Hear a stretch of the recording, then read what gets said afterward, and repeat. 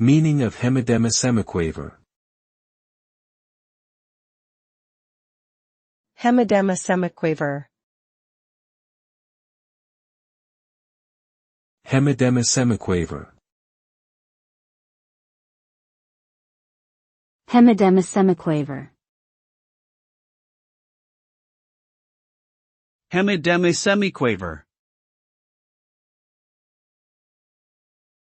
A hemidemisemiquaver is a musical term that refers to a note that is 1/64th the duration of a whole note. Its name comes from the combination of the Latin words hemi, meaning half, demi, meaning reduced by a third, semi, meaning half again, and quaver, meaning eighth note.